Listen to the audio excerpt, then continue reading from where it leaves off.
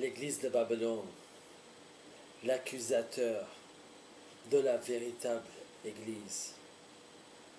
Dans l'Apocalypse, chapitre 12, verset 10. Et j'entendis dans le ciel une voix forte qui disait: Maintenant le salut est arrivé, et la puissance, et le règne de notre Dieu, et l'autorité de son Christ, car il a été précipité, l'accusateur de nos frères, c'est lui qui les accusait devant notre Dieu jour et nuit. Satan est appelé l'accusateur des frères, qui les accuse devant notre Dieu jour et nuit. Satan utilise l'Église de Babylone pour les accuser publiquement. La véritable Église, le corps de Christ. L'Église de Babylone n'a jamais été pour le repos des vrais disciples de Jésus.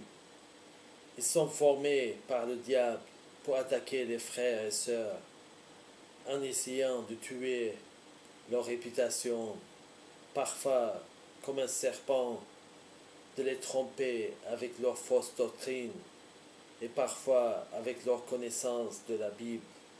Ils choisissent des versets qui correspondent à leurs désirs et convoitises. Malheureusement, le monde les écoute et les soutient parce que sont du monde. Ils se comportent et parlent comme eux. Dans 1 Jean, chapitre 4, verset 5. Eux, ils sont du monde. C'est pourquoi ils parlent d'après le monde, et le monde les écoute. Le meilleur endroit de la bête est l'Église Babylone, là où il trouve son repos, et le dragon et le faux prophète sont en eux. Il n'y a que l'argent qui intéresse les dirigeants de l'Église de Babylone et l'honneur devant les hommes, mais ils sont rejetés par Dieu. Dans Jean chapitre 5, verset 44, comment pouvez-vous croire, vous qui tirez votre gloire les uns des autres et qui ne cherchez point la gloire qui vient de Dieu seul? Satan a aveuglé et endurci leur cœur pour qu'ils osent toucher les élus. Ils sont devenus les représentants officiels de leur père, le diable. Ils nous accusent jour et nuit, sans cesse, en faisant des vidéos contre nous et toutes sortes de mal. Sortez de l'Église de Babylone, c'est ce que vous faites, et contre la volonté de Dieu.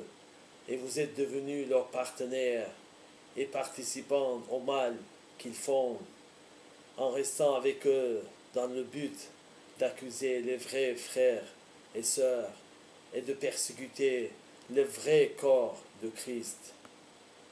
Si vous sortez, Jésus vous bénira et vous guidera à l'entière vérité.